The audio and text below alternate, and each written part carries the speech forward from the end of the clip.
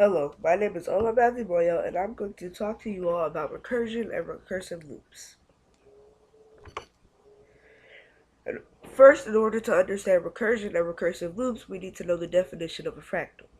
Fractal definition. Fractals are simple patterns that are replicated over and over so that they become complex. A fractal can go on infinitely with as many iterations as it wants. There are also fractals in nature, for example, Aya or fern.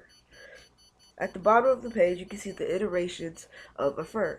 On the right, you can see a full fern. Another thing that is important to know while understanding recursion and recursive loops is the Koch snowflake. The Koch snowflake is a fractal that was named by Helge von Koch. We had already discovered the science of fractals and the Koch snowflake many years before. The Koch snowflake is a simple fractal because it begins with a simple pattern, a triangle. You can repeat this simple pattern so that it is so complex that you cannot even see the iterations. These iterations can be repeated infinitely, becoming more complex and harder to see. To the left, you can see the different iterations of the Koch snowflake. These are the first three iterations. Well, four, not including the seed shape, which is the triangle. Process of recursion. In the process of recursion, we repeat the same process. We replace the lines of the fractal iteration with miniature versions of the original seed shape. After that, we bring the output of the fractal in as an input for the next iteration. To the left, you can see the Koch curve, which is very similar to the Koch snowflake, except it is not a closed fractal.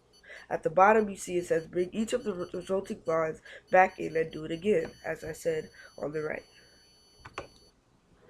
Recursive loops. Recursive loops are infinite loops that can fit in finite spaces because it coils into itself. There are multiple examples of recursive loops in African spirituality and tradition. One type of recursive loop is represented as a snake biting its own tail. This represents eternal well-being and the eternal cycle of nature and life. As a snake sheds its skin, it is a representation of rebirth and renewal. Some spirits in African spirituality that are associated with snakes are Dabalawido, Aidawido, and Mamiwata. At the top, the woman holding the snake is Mamiwata. To the left, the two snakes together are Dabalawido, and to the right, Aidawido.